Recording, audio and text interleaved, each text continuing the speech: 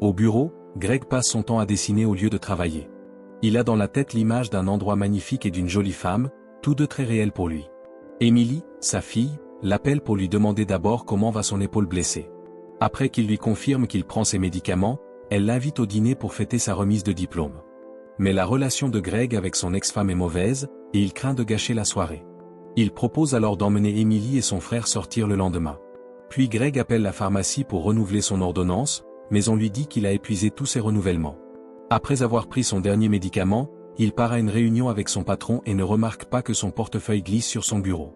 Bjorn, le patron, le gronde pour passer son temps à dessiner et le licencie.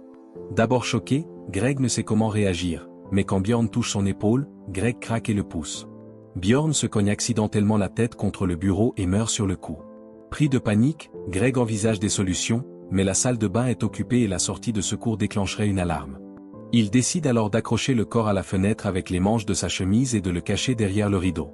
Quand la secrétaire arrive, Greg lui dit que Bjorn n'est jamais venu et part. Au bar, Greg commande un verre fort et remarque qu'Isabelle l'observe. Soudain, elle fait un étrange geste de la main et annonce qu'il est réel car ses pouvoirs ne l'affectent pas. Greg, perplexe, la voit faire tomber des objets du plateau du serveur et elle lui dit qu'il a besoin d'un alibi, montrant le bâtiment de son bureau où le corps est visible à la fenêtre. Isabelle veut l'aider car elle se sent responsable d'avoir créé ce monde, mais d'abord, elle lui demande de récupérer son collier auprès de son ex. Comme son ex est réel, elle ne peut pas utiliser ses pouvoirs sur lui. Greg ne comprend pas, alors Isabelle explique que les passants et le barman ne sont pas réels. Elle connaît aussi son nom sans qu'il se soit présenté, affirmant l'avoir pris de son esprit. Greg trouve l'ex inconscient par terre dans les toilettes, récupère le collier et le donne à Isabelle, qui lui dit qu'il contient des cristaux jaunes capables de manipuler ce monde factice. Apprenant que l'homme était inconscient, Isabelle renvoie Greg chercher son portefeuille. Ils utilisent l'argent pour acheter de l'alcool dans lequel ils mettent les cristaux avant de boire. Isabelle annonce alors que Greg est libre. Ensemble, ils utilisent ce pouvoir pour pousser le corps de Bjorn hors de la fenêtre, simulant un suicide. Greg court rejoindre la foule terrifiée, mais Isabelle l'emmène pour éviter les soupçons. Elle lui conseille de se faire discret et l'emmène dans un magasin d'électronique où il est forcé de vendre son téléphone. Greg regarde une dernière fois une photo de sa famille avant de la remettre. À la télé, on parle déjà de la mort de Bjorn. Puis Isabelle l'emmène au campement où elle vit avec des sans-abri, bien qu'elle affirme ne pas être sans-abri mais vouloir vivre hors réseau. Comme elle a l'électricité et l'eau, et que Greg n'a pas beaucoup d'options, il accepte d'y rester caché un temps.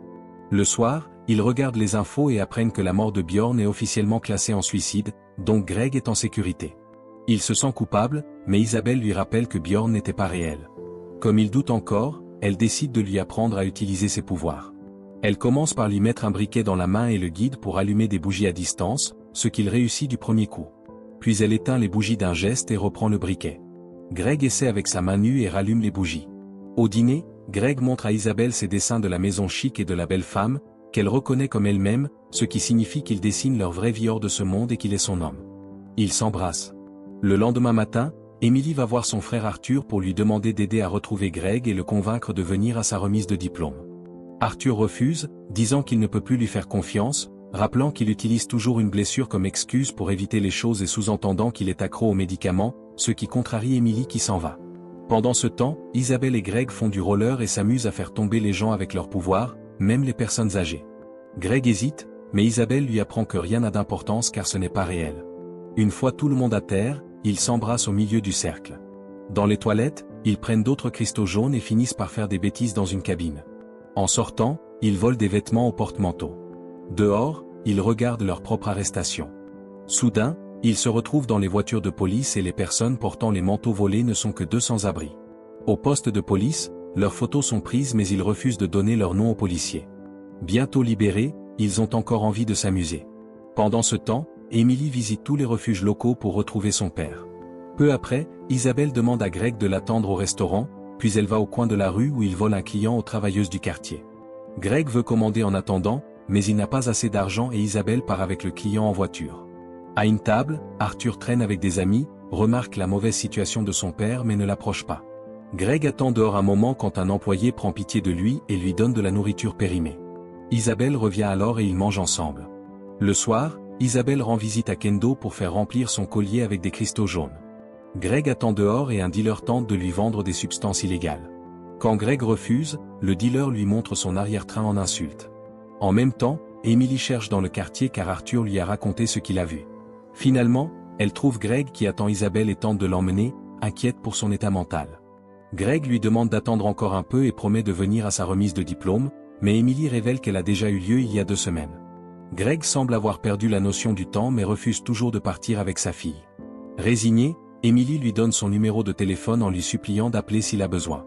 Après son départ, Greg regarde une photo d'elle à sa remise de diplôme. Isabelle revient avec plus de cristaux et lui dit d'ignorer Emily car elle n'est pas réelle.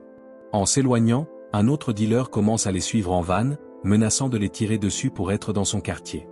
Greg consomme trop de cristaux et utilise son pouvoir pour écraser le van, puis il vomit. Le lendemain matin, Greg se réveille chez Isabelle. Elle n'est pas là, il prend ses affaires et part. Sur le chemin, un sans-abri lui lance une canette de bière, et Greg commence à boire tôt. Il trouve une cabine téléphonique et tente d'appeler Emily, mais tombe sur sa messagerie. De retour au campement, Isabelle panique car il est parti et affirme avoir laissé un mot. Elle dit aussi que tous les cristaux ont été volés. Isabelle remarque la photo d'Emily dans la poche de Greg et pleure, pensant qu'il choisit une personne fausse plutôt qu'elle. Greg jure ne pas avoir vu sa fille et une dispute éclate. Isabelle, en crise, lui rappelle qu'il est séduit par une simulation et admet qu'elle a peur de le perdre. Quand Greg suggère de ne plus se voir, Isabelle le gifle en affirmant qu'ils sont âmes sœurs. Greg craque, disant qu'il n'a aucune preuve de son histoire. Désespérée de le faire rester, Isabelle ouvre un coffre et sort des cristaux bleus qu'elle a eus de Kendo. Ces cristaux bleus pourraient les sortir de la simulation, bien que ce soit théorique. Ils doivent en prendre 10 chacun, Isabelle en a moins mais veut tenter le coup.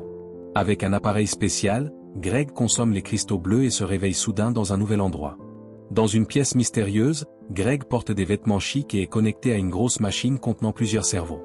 D'autres personnes sont aussi connectées, dont Isabelle, qui se réveille en bonne santé. Un technicien inquiet les surveille en les appelant docteur, Isabelle l'assure qu'ils vont bien et qu'ils ont volontairement éjecté la machine cérébrale. Le technicien aide Greg à se déconnecter et lui donne du Gatorade pour se réhydrater. Voyant sa confusion, Isabelle explique que dans la simulation, seuls les volontaires connectés à la machine sont réels. Toutes les autres personnes vues sont des FGP, personnes générées artificiellement. Le technicien confirme avoir sauvegardé leur réincarnation dans le cloud. En regardant l'ordinateur, Greg voit qu'Emily est dans la catégorie FGP. Isabelle sort Greg de l'installation et il découvre un monde utopique rempli de technologies avancées. Certains envoient des hologrammes à la place de leur corps réel. Greg s'inquiète quand un autre scientifique se montre méfiant envers la recherche d'Isabelle, mais elle assure que tout va bien. Le couple se promène pour admirer la beauté de ce monde et Greg se demande pourquoi il ne s'en souvient pas. Isabelle lui assure que la perte de mémoire est normale après une longue connexion et que ses souvenirs reviendront bientôt. Elle montre une maison en disant que c'est leur foyer et Greg réalise que c'est le paysage qu'il dessinait depuis toujours. Alors qu'il passe une journée merveilleuse dans ce monde, Emily cherche désespérément son père dans l'autre monde sans succès. Le soir, Isabelle s'inquiète car la mémoire de Greg n'est pas revenue. Elle pense que c'est de sa faute, l'ayant forcé à quitter la simulation sans la bonne dose. Quand elle évoque la possibilité que sa mémoire ne revienne pas, Greg dit qu'il s'en fiche car il aime découvrir cet endroit pour la première fois. Il demande si c'était toujours ainsi, et Isabelle raconte que ce monde était pire que la simulation auparavant, avec pollution et pauvreté extrême. 3 choses ont amélioré la situation: la biologie synthétique, l'automatisation et l'exploitation des astéroïdes. Isabelle présente alors une machine appelée « visualiseur de pensée », inventée par Greg, qui fait apparaître instantanément à l'écran tout ce qu'on imagine.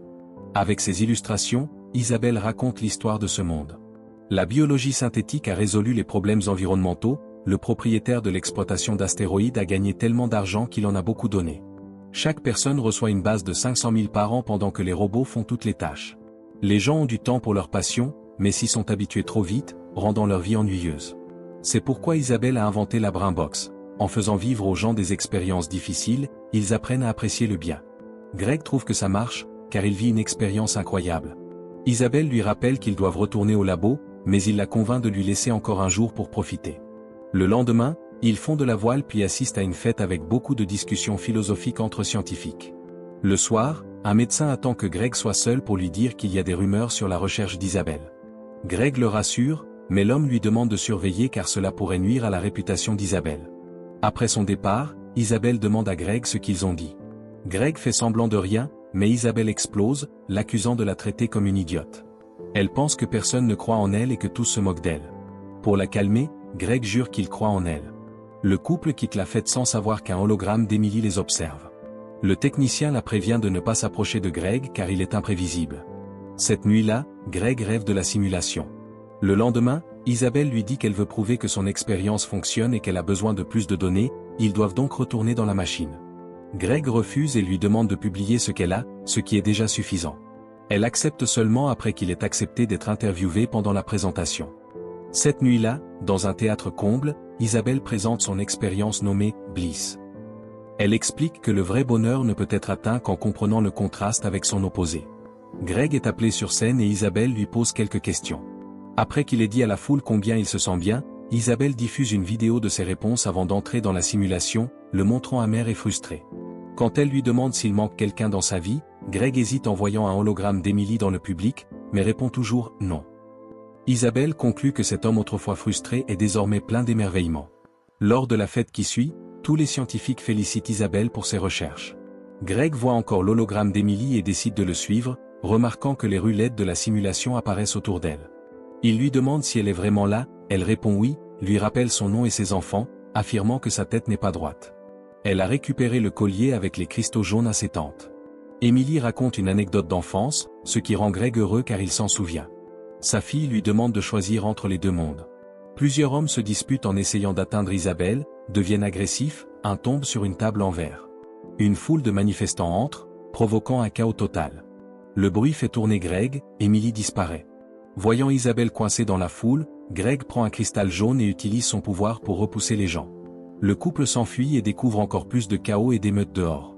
Les hologrammes montrent la pauvreté de la simulation. Isabelle conclut que prendre moins de cristaux bleus les a fait venir dans le monde réel avec la simulation encore dans leur cerveau. Ils ne peuvent réparer cela qu'en prenant la bonne dose de cristaux bleus, inexistants dans le monde réel, leur seule option est donc de se reconnecter. Ils arrivent au labo où l'électricité faiblit, le technicien les prévient du danger, mais Isabelle l'ignore et les connecte à la machine. Ils se réveillent dans le campement sous une forte pluie. Au bar, quand le barman tente de les expulser, Isabelle utilise son pouvoir pour le tuer. Elle s'approche d'un groupe, attrape un homme par les cheveux en exigeant de savoir où est Kendo. Un autre sort un couteau, Greg intervient pour calmer la situation. Pendant que Isabelle continue l'interrogatoire, Greg voit Bjorn dehors. Il court vers lui, demande la vérité, Bjorn lui donne de la monnaie et appelle la sécurité. Isabelle doit éloigner Greg, lui rappelant que Bjorn n'est pas réel, juste rechargé. Isabelle achète du spray au poivre aux travailleuses et obtient un client. Dans la voiture, elle l'asperge et Greg profite pour le maîtriser. Après avoir volé son portefeuille, ils partent en voiture et trouvent une arme dans la boîte à gants. Ils arrivent chez Kendo, Isabelle menace de tirer s'il ne donne pas les cristaux bleus. Kendo coopère, mais Isabelle lui tire dessus pensant qu'il saisit une arme, alors qu'il avait des cristaux. Isabelle ne se sent pas coupable car même si Kendo est réel, cela ne le tuera pas dans le monde réel. Greg panique, sans qu'elle improvise les règles. La police fait irruption, Greg et Isabelle montent sur le toit, s'échappent par l'échelle de secours et rejoignent la voiture volée. Pendant ce temps, Emily cherche Arthur pour son aide, la police l'a appelé avec les dernières nouvelles. De retour au campement, il prépare l'appareil mais découvre que les cristaux bleus ne suffisent toujours pas. La police arrive sur le pont, Isabelle conclut que l'un doit rester et l'autre être coincé pour toujours. Greg refuse de rester et prend l'appareil, mais n'ose pas la laisser derrière. Il propose un plan, Isabelle peut le tuer pour qu'il se réveille dans le monde réel, et elle le rejoindra grâce à l'appareil. Isabelle refuse, incertaine que Kendo soit vivant, car c'est la première fois qu'une mort survient. La police encercle le campement, les frères et sœurs arrivent. Arthur ne suit pas Emily, expliquant qu'il est venu la soutenir mais pas leur père. Isabelle craque et se blâme d'avoir créé ce monde, Greg lui dit qu'il est beau et qu'il ne partira pas. Emily court vers le pont, appelle Greg, mais la police l'emmène. Isabelle regarde la photo de la remise de diplôme d'Emily et l'appelle belle. Elle embrasse Greg puis sort pour distraire la police pendant qu'elle utilise l'appareil pour récupérer les cristaux. Alors que la police la poursuit, Greg s'échappe discrètement et pleure en traversant la ville, acceptant enfin ce qui s'est passé. Peu après, Greg est assis dans un groupe de soutien et avoue son addiction. En réalité, tout ce qui concernait la simulation était une hallucination causée par des substances illégales qu'Isabelle et Greg ont consommées, ils n'étaient que deux sans-abri violents. Finalement, Greg est assez sobre pour revoir Isabelle.